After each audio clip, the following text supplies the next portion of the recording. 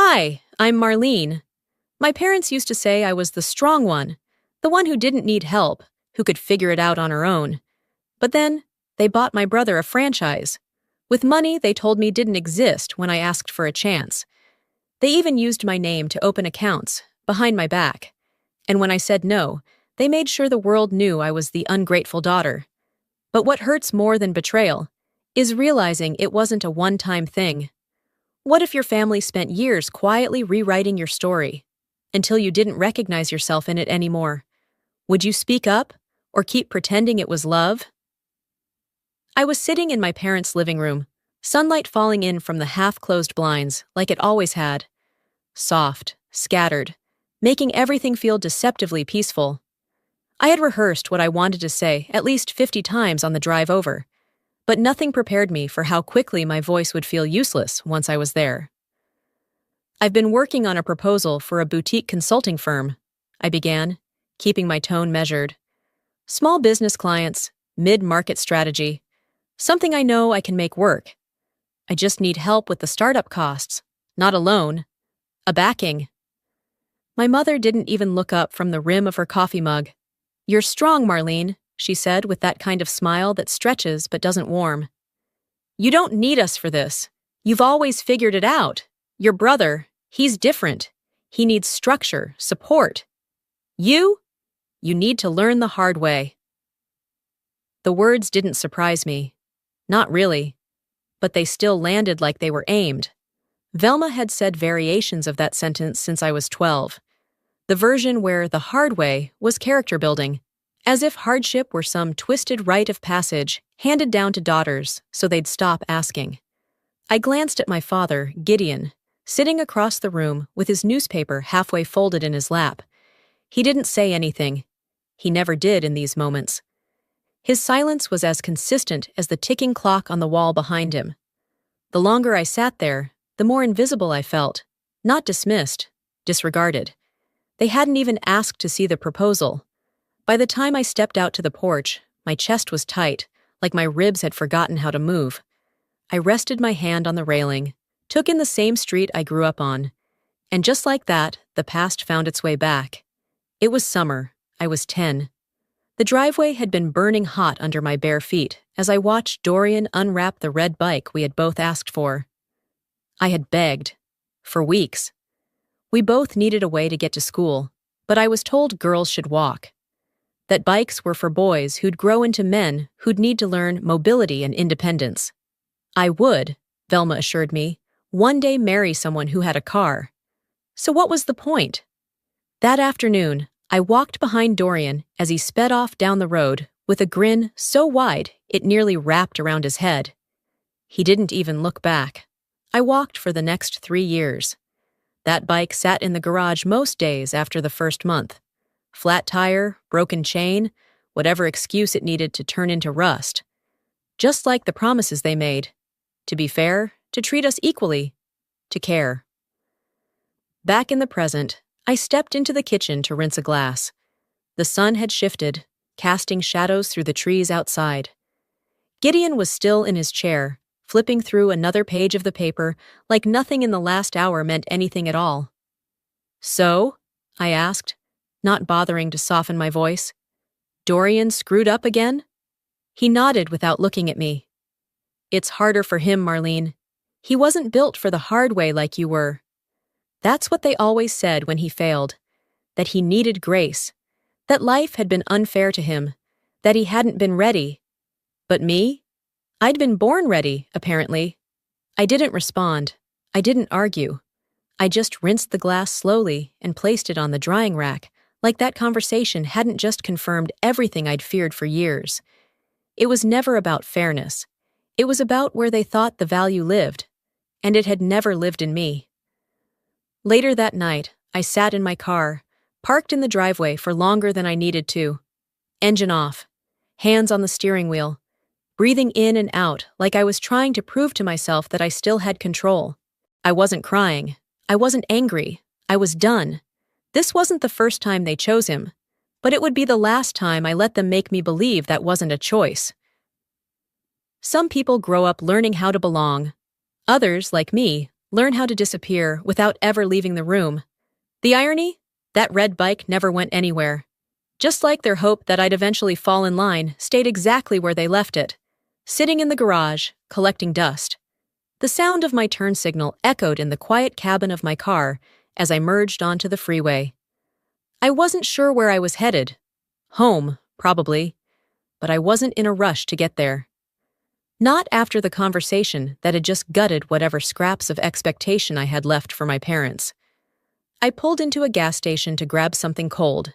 I needed a break from thinking, needed air, needed anything but more silence. Back in the office the next morning, I slid into the break room, hoping for a little mindless chatter, maybe a coffee refill, nothing else. But instead, I caught my colleague Josh scrolling through a local business blog. "Hey," he said casually, "isn't your brother Dorian? He's in this article. Says here he just launched a gourmet chicken franchise out near South Park." I blinked once, twice. My hand hovered above the coffee pot like my brain was buffering. "What?" I finally asked, even though I heard every word. Josh turned the screen toward me. There was Dorian's name in bold, beside a press photo of him cutting a ribbon, with both my parents flanking him like proud campaign donors. The headline read, "Local Family Invests in Son's Franchise Dream." I didn't say another word. I nodded and left the room. The hallway outside suddenly felt too narrow, like the walls were folding in on me. I pulled out my phone and searched the article myself. There it was again. The same names, same smiles, same caption. "Proud to invest in the future of our family name." Funny. When I had pitched them my business plan 6 months earlier, they told me they couldn't afford to help anyone right now. That they were tightening up, being cautious. That I should take it as a compliment, because I was independent, because I didn't need anyone. But clearly, they had the money.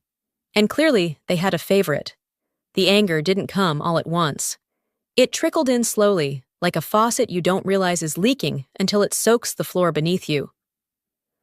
Later that week, while organizing some old files on my laptop, I stumbled across a folder labeled NYC Internship, 2014. I hadn't opened it in years. Inside was a saved email thread. Back then, I had received an unpaid internship offer from a human rights nonprofit in Manhattan. It was a golden opportunity. Prestigious, promising, a foot in a door I had dreamed of walking through.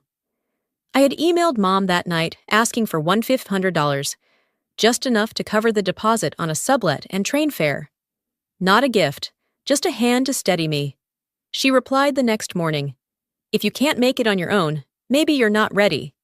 Life doesn't hand you comfort, it hands you tests. Learn to stand before you try to run." I never replied, never asked again, and I turned that offer down like I wasn't grieving it. But the truth? That email sat like a stone on my chest for years. Scrolling Facebook one evening, I caught sight of a new photo uploaded by my cousin's wife. A dinner party, long table, string lights, dressed-up plates. I spotted Dorian first, then my parents, then neighbors from the old block. They were celebrating his new venture.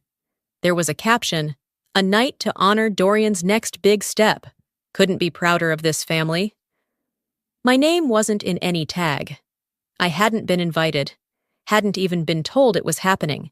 But there was my father, smiling wide, holding up what looked like a large ceremonial check, one of those ridiculous props used at galas. My mother had her hand on his shoulder. I stared at the screen until my vision blurred. Not from tears, from disbelief that I still thought any of this could be different. Back at my apartment, the lights were off. I didn't bother turning them on. I sat at my kitchen table, opened my laptop, and started a blank document.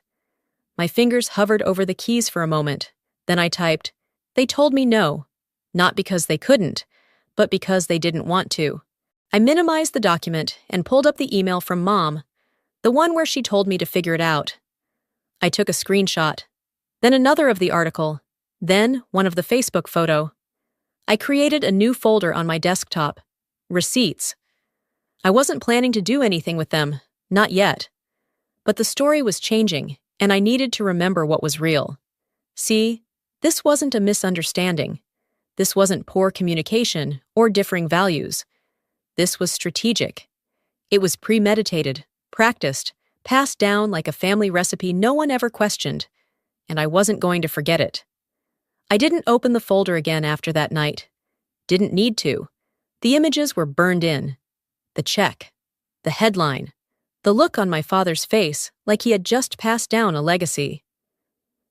3 days later, on a Friday, I was sitting at my desk finishing up quarterly reports when my phone buzzed.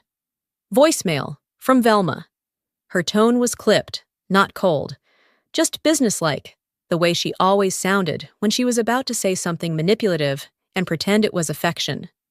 Come home Sunday for dinner, just us. Your brother will be there. He wants to thank you. There was no mention of what I had done to warrant thanks. No sign this was meant to be anything but another setup. But I saved the voicemail anyway, because instinct told me I might need it. I stared at my screen for a few minutes after, running over the invitation again and again in my mind. The last time I'd sat across from them, I walked away feeling like an outsider in my own family. And yet, a part of me still wondered, stupidly, if this time might be different.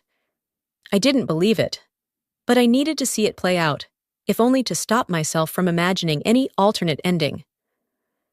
Sunday came faster than I expected. I left my apartment early, telling myself I'd only stay an hour, maybe 2. Charlotte hadn't changed. Same trimmed hedges, same forced pleasantries on front lawns, same uneasy familiarity. I parked by the curb and sat for a minute before heading to the door. The porch light was already on, though it wasn't yet dark. When Velma opened the door, she didn't hug me, just nodded and said, "We're starting soon, come in." Inside, the living room had been rearranged. A rented dining table extended across the space, set with candles and wine glasses. There were people I hadn't seen in years. Neighbors, a few folks from Dorian's college days, even a local news anchor. I realized then it wasn't dinner, it was a celebration. A table card labeled "Reserved for Investors" sat dead center. My name wasn't anywhere. Velma handed me a plastic plate. "There's seating over by the hallway. We ran out of chairs." No apology, no effort to make it less awkward. I carried the plate like a waitress at someone else's party and sat on a folding chair between a potted plant and the coat rack. From there, I watched Dorian make a toast with our father beside him, grinning like they'd just closed a billion-dollar deal. "Couldn't have done this without the people who believe in me," Dorian said. "Some folks in this room took a risk on me, and I won't let them down." Cheers. I didn't drink.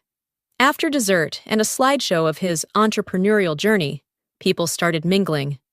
That's when Gideon came over, all casual, like we were just catching up.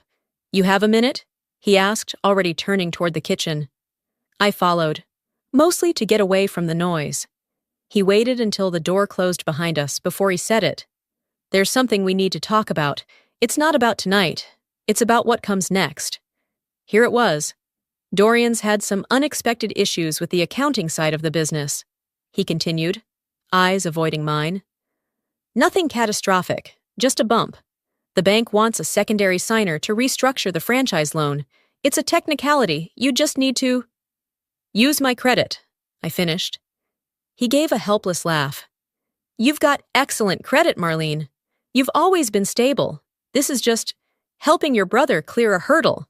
Velma stepped into the room, like she had been waiting outside for her cue. "He needs this. You can do it. That's how families get through things, together." I took a deep breath, looked them both in the eye, and for once, I didn't blink first. "You invited me here to ask for a signature, not a seat, and that tells me exactly where I stand." Velma's smile froze. Gideon rubbed his forehead like I was giving him a migraine. "She's being dramatic again," Velma said, turning away. "This isn't about favoritism." No, it never was. It was about convenience. I left before anyone could notice I was gone. Didn't bother saying goodbye. The night air felt like a relief, like stepping out of a room with too many lies and too little oxygen. The drive back took longer than it should have. I took the long way, past the school I used to walk to, past the grocery store I'd worked at weekends, past the garage where that red bike had stayed untouched for years.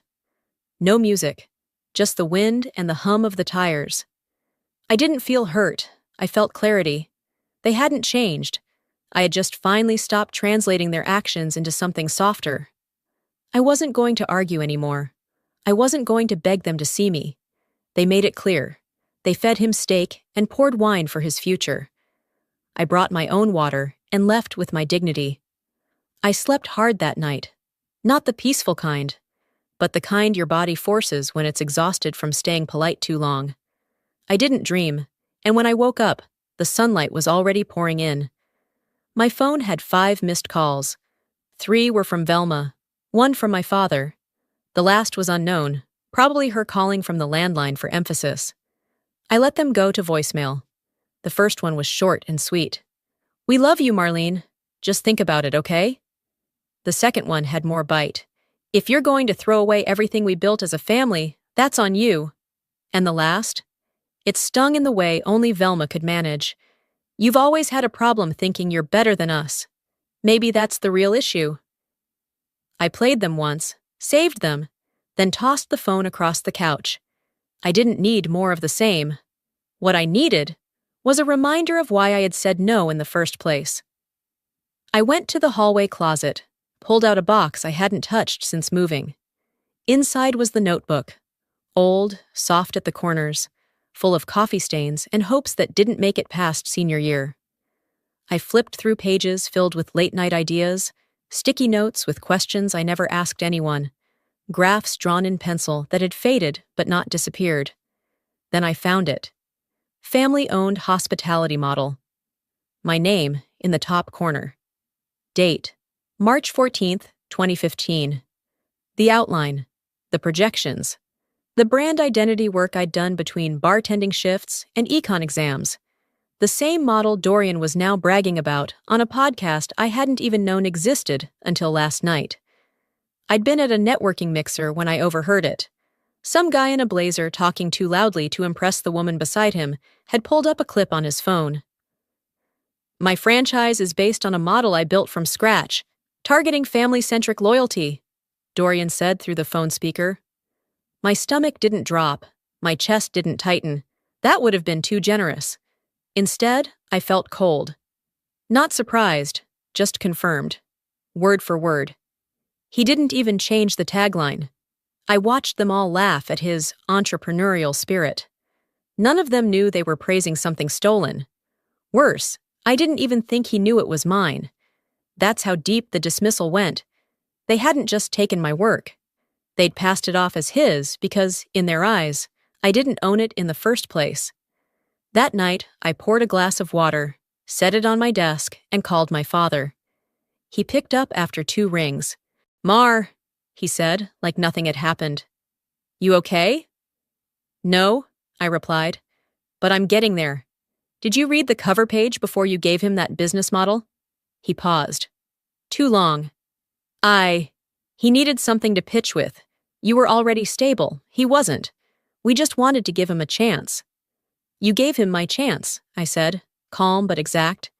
"You used what I built to save his face, and now you want to use my silence to keep it all neat. I'm done with neat." He sighed. "You always make things more complicated than they have to be." No, they just hated when things became honest. After we hung up, I pulled out my scanner. I digitized the original notebook page, attached timestamps, watermarked it, and uploaded a copy to my drive. I didn't plan on suing, but I wanted it saved. Real, mine. I printed a clean copy and slid it into an envelope addressed to a legal contact, someone I trusted to hold it for me if needed. They thought I was the backup plan. They thought if Dorian failed, I'd quietly step in, clean up, and be too tired to object. But I wasn't a fallback. I wasn't a spare tire in their trunk of regrets. Later that evening, I lit a candle in my kitchen, not for ambience, but for control. I sat down, looked at my laptop, and uploaded the file to a public timestamp ledger. the kind used by small creators to protect intellectual property without a lawyer on standby. They couldn't unmake what I'd made. Not this time. I was done playing the role they'd written for me. If I was ever meant to be their backup plan, they should have asked what happens when the backup learns to walk away. The envelope was still warm from the printer when I slid it into my work bag and zipped it shut. It felt strange, walking around with something so small that carried so much weight, a document they would never expect me to have, proof that I'd drawn the line. I didn't send it right away. I just carried it, like a reminder. Monday came like any other. Coffee burned my tongue, the elevator was slow, and I barely made it to my desk before the first call came in. But it wasn't from a client or a colleague. It was from my bank. Ms. Duval, we're calling about a past due payment on your Capital Link business account. This is the final notice before collections. I blinked at my screen. I don't have a business account with Capital Link. A pause. Then, this account was opened 16 months ago. Address listed is 2817 Dawson Avenue. That was my parents' address. Who signed the application? I asked, already knowing the answer. Another pause. Then, authorized signer, G. Rayner. I didn't yell, didn't curse. I just wrote everything down. After the call, I submitted a fraud report and requested a freeze on any accounts tied to my name. I asked for a case number. I didn't tell them who G. Rayner was. That afternoon, instead of working through emails, I went down the rabbit hole. I ran a public record search under my Social Security number. It took less than an hour to find what I needed. 3 business filings, all active, all tied to Dorian's food franchise network. 2 listed his name as the operator. 1 listed mine, as financial consultant of record. I hadn't signed anything. I hadn't seen a form. But there it was, in black and white, my name used like a tool. I stared at the screen so long my coffee went cold. Eventually, I closed the laptop. I didn't scream or break anything. The rage had become quieter by then, like a fever that stopped burning and started settling into your bones. That night, I couldn't sleep. I tossed and turned until the clock read 2:37 a.m., then gave up. I padded to the kitchen, poured a glass of water, and sat at the table with the lights off. The glow from my laptop lit the space around me like a small stage. I didn't check email. I went back into the memory that had started resurfacing like a bruise under the skin. The day I graduated from business school. It had been drizzling. I wore a blue dress under my gown. The auditorium was packed with families holding flowers, balloons, handwritten signs. I had asked my parents to come. Velma had said they had a conflict. You know Dorian has his final baseball tournament. We can't be in 2 places at once. So they went to the game. And I walked across the stage alone. No camera, no bouquet, no applause. That night, I told myself they must have felt torn. That maybe they were proud, but just didn't show it like other families did. I cooked myself pasta and watched reruns of old sitcoms, laughing too loud in an empty room. But now, looking back, I didn't believe they were torn. I believed they made a choice, the same one they always made. The next morning, I got up early. Not for work. For me. I pulled every document I had into a new folder on my desktop. I named it Rayner Evidence. Inside, I saved the screenshots of the fraudulent business filings, the bank records, the voicemail transcripts. I even included the graduation photo I'd taken by myself, just in case I ever needed a reminder of how long this pattern had been in place. I didn't post anything online, didn't call anyone to rant. I just kept it. Proof isn't for everyone else. Sometimes it's just for you. To remember that you weren't crazy, that you didn't imagine the hurt, that your silence was survival, not permission. People talk a lot about breaking away from toxic families with long speeches and dramatic exits. But the truth is, the break often happens in quiet moments, while organizing files, freezing credit, or clicking Save on a folder you hope you never have to open again. Some people burn bridges. Others, like me, take a scalpel to the connection. Slow, deliberate, permanent. Some people break ties with words. Others do it with paper and patience. It started with a vibration on the nightstand. One buzz, then another. By the third, I knew something was wrong. It was early, barely 7 a.m., and I never got that many notifications unless something had exploded. I pulled the phone toward me and unlocked the screen. The first thing I saw was a Facebook post from my mother, public, filled with over 300 comments and dozens of shares. It was long, performative, drenched in that overly polite cruelty she'd mastered over the years. "We raised a daughter who forgot who raised her," it began. She went on to accuse me of turning my back on the family, of leaving Dorian in crisis, of prioritizing a corporate title over human decency. She described my refusal to co-sign his loan as a betrayal that cut deeper than any stranger could deliver. She even called me a product of selfish success. The part that broke whatever peace I'd constructed was a photo she included. Me, at age 6, sitting on Velma's lap, laughing. A caption beneath it read, "Before she thought she was better than us." She had tagged nearly every relative we had. And Dorian?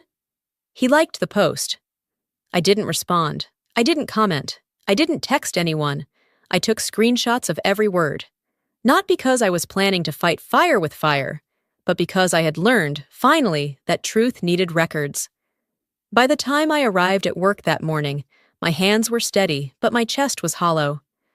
The receptionist looked at me longer than usual, as if trying to decide whether to say something. 10 minutes later, my manager knocked softly on my office door. "Do you have a moment?" I nodded. We stepped into the glass conference room.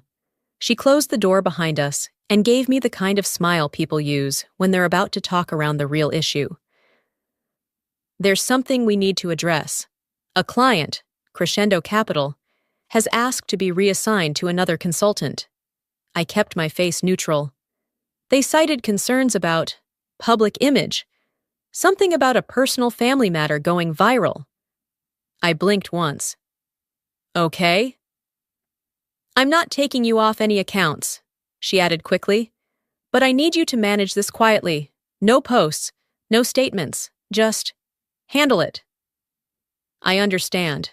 She gave me a nod, then left. That was it. I went back to my desk, opened a blank document, and began building a file. I titled it, Contingency, Personal and Legal. Inside, I pasted every screenshot from the Facebook post. I added the business filings Dorian submitted using my name, the credit fraud complaint, the email from my bank confirming the investigation. I wasn't building a case for the court yet. I was building a shield, one they wouldn't see coming. I didn't post anything online. I didn't call Velma or Dorian. I didn't draft a paragraph of poetic justice, but I did send an internal memo to HR, complete with a timeline, supporting documents, and a short summary. If this ever interferes further with my professional standing, I'd like it known that I addressed it appropriately and quietly. That evening, back home, I set my laptop aside and stepped onto my small balcony. The air was cool. The world kept spinning. Just after 9 p.m., my phone rang again. "Velma!" I let it go to voicemail at first, but something told me to answer the second time. The call connected. Her voice was clipped, angry, sharp. "You could have ended all this, you know. You could have avoided everything if you'd just helped him." I didn't interrupt. "All we asked was for a little help. Your brother was drowning, and instead you threw us all under the bus. You're letting this family burn to the ground." I took a breath. Then I said, clearly, calmly, and without apology, "No. You lit this fire the moment you used my silence to protect your lies. If you're choking on smoke now, that's your consequence." She didn't say anything back. And for the first time, I ended the call. Not with rage, not with begging. Just a fingertip on a screen, and then peace. If you make a woman choose between her dignity and her family's approval, don't act surprised when she walks away with both. After the call ended, I sat still for a long while, the silence of my apartment stretching thick around me. I didn't cry. I didn't pace the floor like I used to. I just sat, letting the weight of her words sink somewhere I wouldn't carry them anymore. The next morning, I walked into my lawyer's office in uptown Charlotte with a tote bag full of proof and a spine stiffer than concrete. The receptionist looked up and gave me a polite nod, but I could tell by her eyes she'd read something about me online. Didn't matter. I wasn't here for their opinion. I was here for precision. "You ready?" my lawyer asked as I sat across from her. "Completely," I said. I placed everything on the table, printed screenshots of the defamation post, documentation from the identity theft report, the fraudulent business filings with my name, copies of emails that painted a clear picture of calculated misuse. She flipped through the stack, page after page. Her expression never changed. That was what I liked about her. No performance, just process. "This isn't just defamation or misuse of information," she said finally. "This is systemic, coordinated. They knew exactly what they were doing." I nodded. "Then it's time to draw lines they can't cross again." She laid out the plan. File for civil protection over my personal financial identity. Start an official fraud case. Notify the Secretary of State's office about the forged filings. Nothing dramatic, just facts. Clean, surgical, like removing a tumor. 3 days later, I got an email from my Aunt Cecilia, my father's older sister. We hadn't spoken in years. She'd always been quiet at gatherings, the kind of woman who watched more than she spoke. She invited me to her home, not a text, not a phone call, an actual handwritten letter on thick stationery, postmarked with intention. I drove out on a cloudy Saturday, past trees that had started to hint at fall. Her house was small, neat, filled with the scent of cloves and something baking. She greeted me at the door with a quiet hug and led me to the kitchen. No small talk, no ice-breaking, just tea, silence, and something heavy waiting between us. "I need to give you something," she said after we sat. She reached into a drawer and pulled out a large manila envelope. Inside was a notarized letter, a will, my grandfather's. It read in unmistakable handwriting, "My shares in the Boone property are to go to Marlene Leahy Duval, who stayed with me and never asked for anything. She is the only one who sat with me in silence and didn't need to be the center of the room to be the heart of it." I stared at the paper for a long moment. "You knew?" I finally asked, voice low. Cecilia gave me a slow nod. "Your parents were supposed to tell you. They didn't. I stayed out of it too long." "Why now?" "Because silence only serves the liar, not the lied to." She didn't apologize. I respected that. She wasn't trying to feel better. She was trying to make it right. 2 days later, I met my parents at their attorney's office. Neutral territory, round table, bottled water no one opened. Velma wore beige and that expression that always said, "We're the victims here." Gideon started, "Look, we all want peace. Let's not make this uglier than it needs to be." I opened my folder slowly and laid out the will first, then the credit fraud report, then the filings. I didn't speak until they had read enough to know what they were looking at. "You already made it ugly," I said, voice steady. "I'm just giving it structure." Velma's eyes flickered. "That will's invalid." "Not according to state law, and not with that seal." Gideon leaned forward. "We didn't mean to hurt you. You've always been so strong, Marlene. We thought you didn't need all this." "You were wrong," I said simply. "And now I'm done cleaning up after your messes." I didn't yell. I didn't cry. I didn't beg them to understand. After I left, I went home and opened my laptop. I started drafting a statement. Not a rant, not revenge, just a timeline, a record. Because I was done letting them write the story and leaving me out of it. They called it a family feud. I called it correction. The kind only truth can deliver. The morning of the court filing, I stood in front of the mirror longer than usual. No mascara, no lipstick. I didn't want to look polished. I wanted to look like someone who'd endured and still showed up. I took a rideshare to the courthouse downtown, left my car behind on purpose. I didn't want to fight with parking or show up flustered. I wanted quiet steps, intentional ones, the kind people take when they're not running from anything. At security, I placed my bag on the conveyor belt.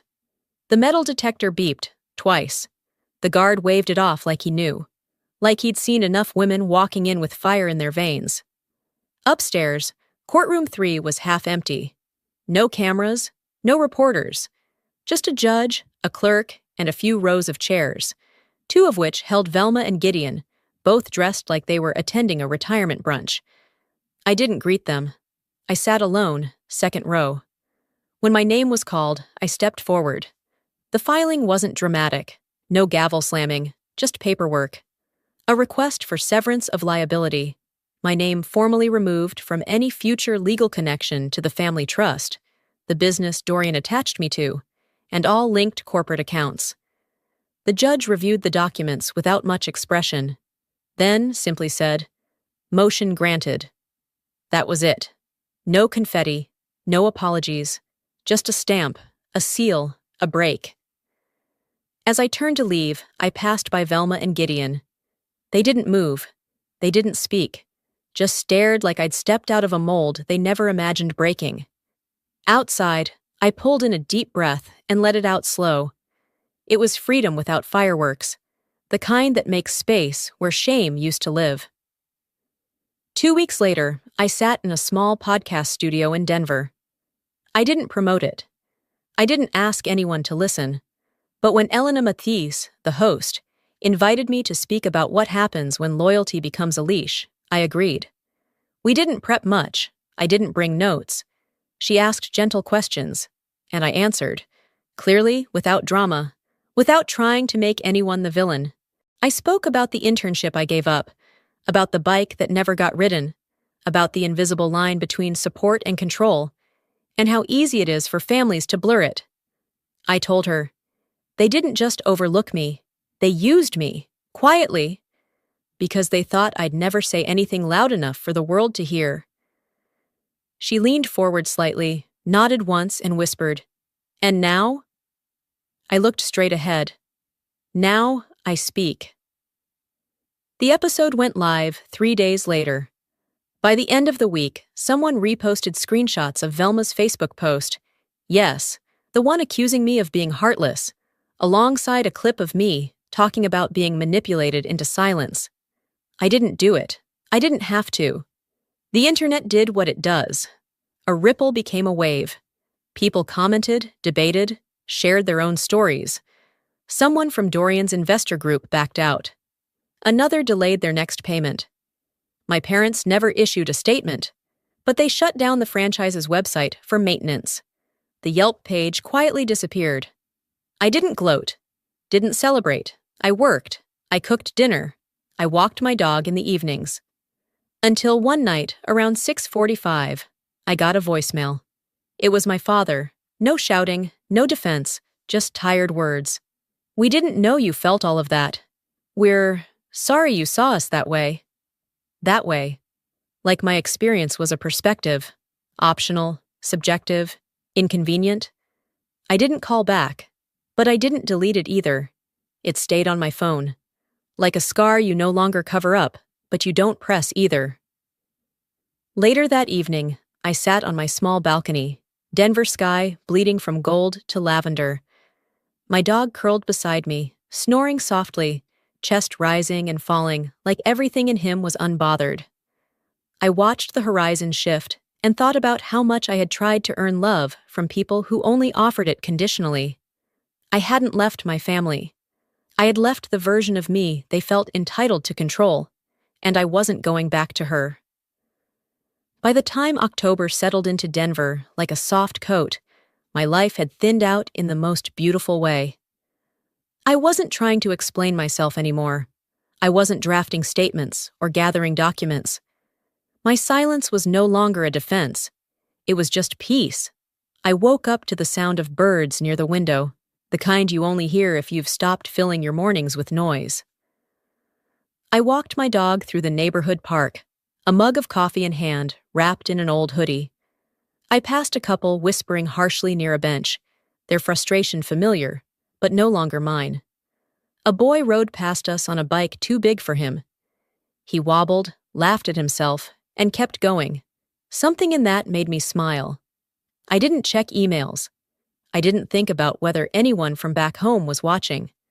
No conference calls, no brand optics, no fire to put out. Just me, breathing, moving, existing in a city that didn't know my history and didn't expect me to carry it like a badge. Later that afternoon, I sat at my desk with a half-full mug beside me, going through a few lingering work tasks. The quiet was soft, not heavy. It held me rather than pressed on me. Then a notification pinged. New message. Subject line. I should have said something back then.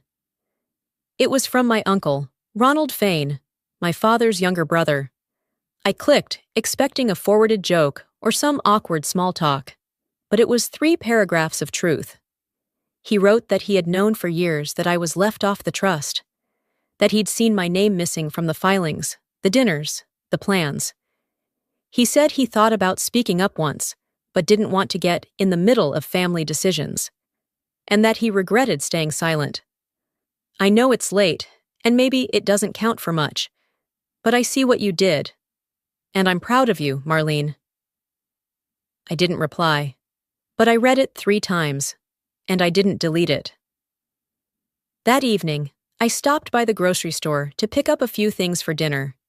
In the produce aisle, I saw a young woman, probably early 30s, standing next to an older lady who kept correcting everything she put in the cart.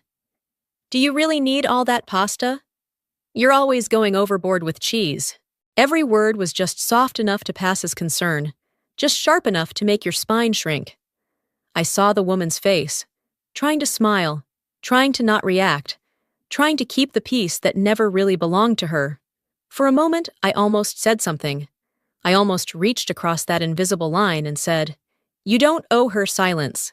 But I didn't. I just gave her a kind look as I walked by. A nod that said, "I see you, I was you." She didn't nod back, but I think she felt it. I went home and started prepping dinner for a few friends. Nothing elaborate. Roasted vegetables, homemade soup, a bit of wine. I turned on a playlist I loved but never used around my family. "Too emo," they once said. My dog curled up near the patio door, snoring like clockwork. When everyone arrived, we ate on the rooftop. The sun was folding into dusk, painting the city in soft amber. We talked about books, bad dates, second chances. We didn't bring up my family or what had happened. That part of me didn't need explaining anymore. At one point, someone asked, "Do you ever miss home?" I didn't hesitate. Not really. I miss the idea of it. But I'm living something real now. We clinked glasses. No framed portraits of parents on the wall. No legacy of sacrifice I didn't agree to. Just laughter. Soft music, shared food. A life I built. Not to prove anything, but because I was finally free to choose it. Peace isn't loud, it doesn't make announcements. But when it arrives, and you know you earned it, it hums through your bones like a second heartbeat.